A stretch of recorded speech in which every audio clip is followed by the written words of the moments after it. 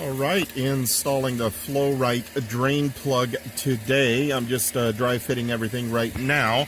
Here is the mechanical drain plug. I got a 10-foot cable from Rite, just bought it off of Amazon. So a decent price. On my 21-foot deck boat here, it's not a bass boat, it's a deck boat. It's got an aluminum hull on it, and what I needed to do is there was a pipe coming out of the back here that I actually had to take my DeWalt angle grinder and grind that off, and that loosened my loosened the inside part, and it just simply fell out of there. So that gives me exactly a 1-inch hole that I needed.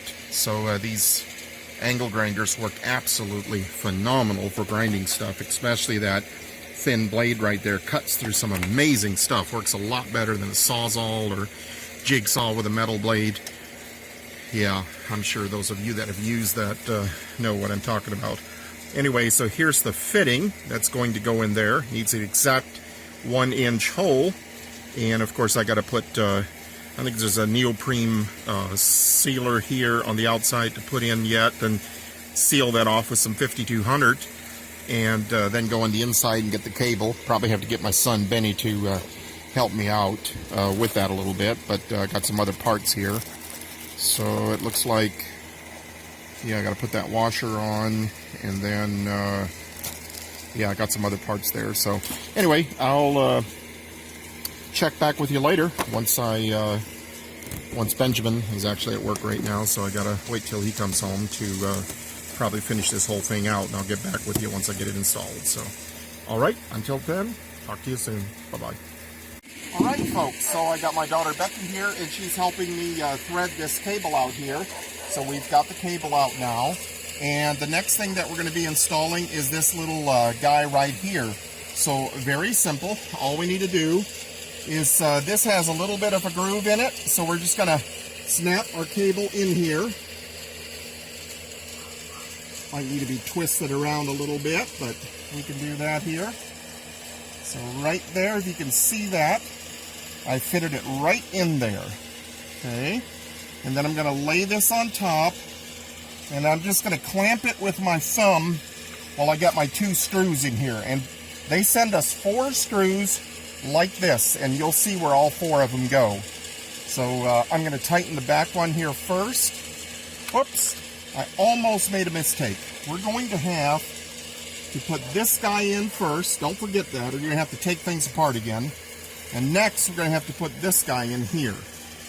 So otherwise, you're not going to be able to do your project here. So again, we're just laying that in there so it fits really nicely. And then I'm clamping that on top.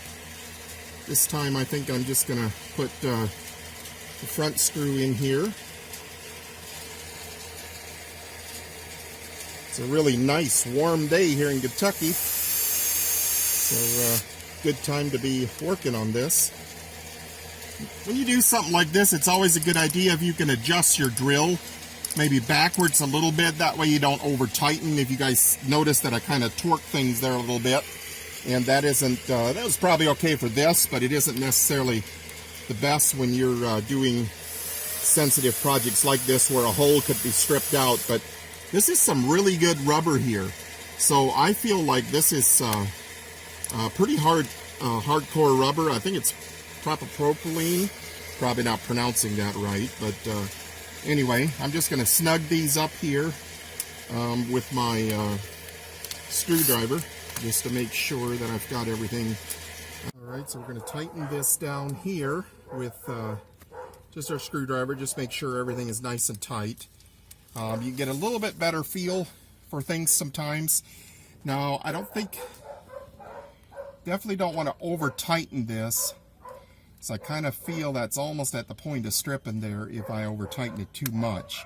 So anyway, be careful about that. Just don't overdo it. Now the next thing that we got to do, if you notice here, there's a little seat here where this little offset sits in. And then all we have to do is drop this guy in. I don't think that guy, well, there might be a reversible on here. Let me just see which side fits best here. maybe it'd be best to not load my screws beforehand.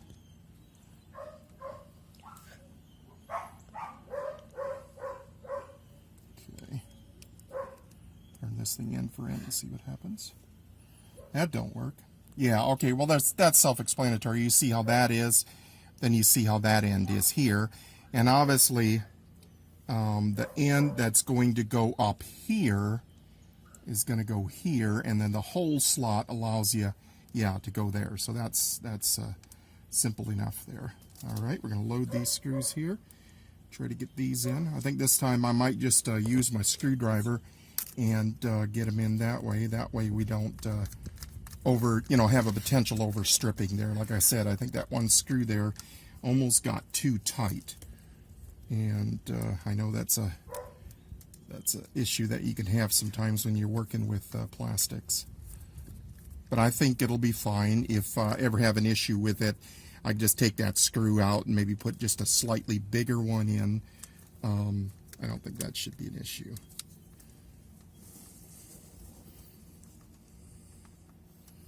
Looks like that has to really be seated down in there and then tightened up there.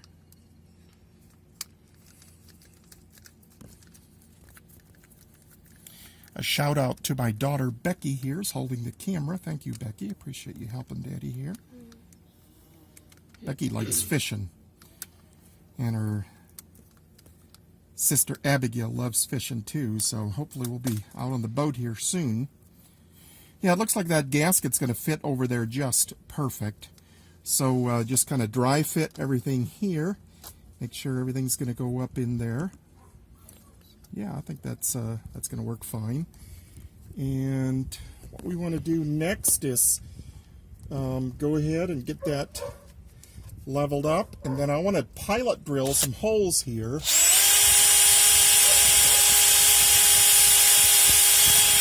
I'm sure a lot of you know it's best to pilot drill holes when you can. Especially in aluminum like this, you don't have much choice, but it always makes your screws going a little bit better. So next, I've got some 5200 here that I'm going to go ahead and really coat that back end and see if we can get that sealed off really good.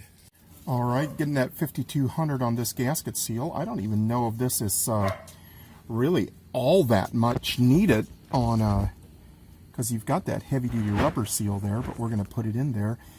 And this 5200 is supposed to set up in a couple days, so I'm probably not going to be taking the boat out immediately, but I'll have it out probably, hopefully this weekend sometime, try to get it out. Okay, all right, we got it on there pretty good. And now we're going to push it up in there. Yep, pilot drilled that hole just perfect there. I think that's going to work fine.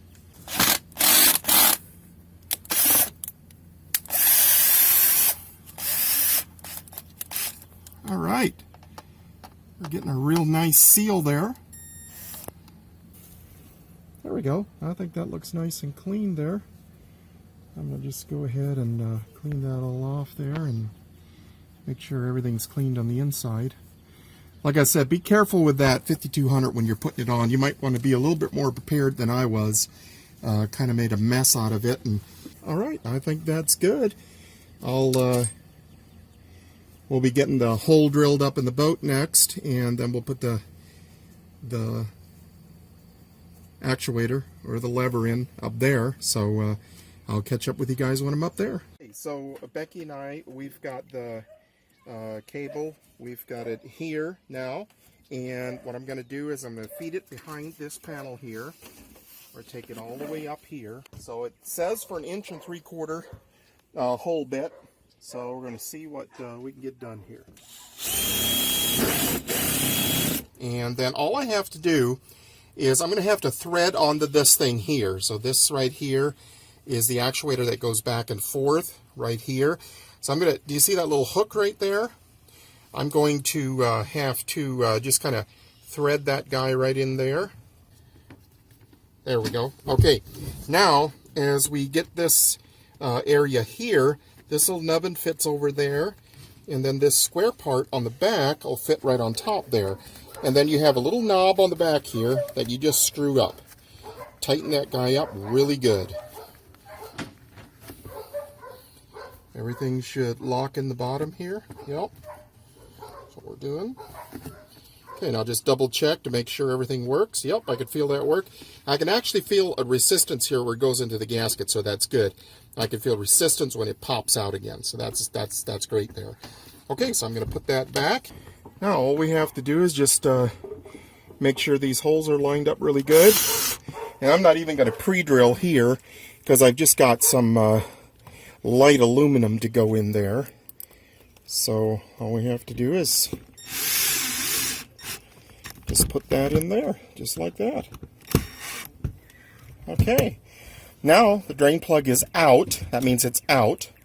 And then when we get in the boat, just before we back the boat into the water, we're just going to tip it up and lock it right into place. Now you can feel that lock. When you go over here, you can feel that O-ring popping out, and then you can feel it snapping in. All right, thank you very much for watching the installation of the Flow-Rite drain plug. I reached out to Chad over at flowrite.com, and he was very helpful with a number of my questions that I had. Got his information here on the screen if you want to give him a call. Any more information regarding this product, you can also visit flowrite.com on their website, and they have more information on there as well. All right, I wish everybody the best in fishing this year, and have a great 2022.